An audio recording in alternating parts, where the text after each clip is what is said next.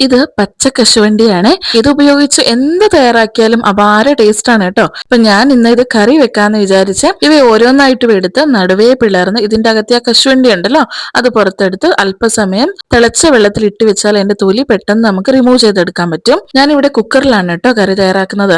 അപ്പൊ എണ്ണ ചൂടായതിനു ശേഷം കടുക് പൊട്ടിക്കുക. അതിനുശേഷം സവാളയും തക്കാളിയും കറിവേപ്പിലയും ഒക്കെ വഴറ്റി അതിലേക്ക് അല്പം മഞ്ഞൾപ്പൊടിയും മുളകുപൊടിയും ചേർത്ത് പച്ചമണം മാറി കഴിയുമ്പം കശുവണ്ടി ചേർത്ത് കൊടുക്കാം. ഞാനിവിടെ നമ്മുടെ സാധാരണ കാഷ്യൂസ് ഉണ്ടല്ലോ അതും കുറച്ച് ചൂടുവെള്ളത്തിൽ ഇട്ടതിന് ശേഷം അതും കുറച്ച് ആഡ് ചെയ്ത് കൊടുക്കുന്നുണ്ട്. ഇനി കാഷ്യൂസ് ഒക്കെ ഒന്ന് വെന്ത് വരുമ്പം തേങ്ങയും ഇഞ്ചി വെളുത്തുള്ളി അല്പം കാഷ്യൂ അതുപോലെ കറിവേപ്പില മല്ലിപ്പൊടി ഗരം മസാല എന്നിവയൊക്കെ ചേർത്ത് വറുത്തരച്ച ആ ഒരു അരപ്പും കൂടെ ചേർത്ത് കൊടുത്ത് ഒന്ന് തിളപ്പിച്ചെടുത്താൽ നമ്മുടെ സൂപ്പർ ടേസ്റ്റി ആയിട്ടുള്ള കറി റെഡിയാവും. ഞങ്ങൾക്ക് ഇവിടെ കുറച്ച് ചക്ക കിട്ടിയിട്ടുണ്ട് കേട്ടോ.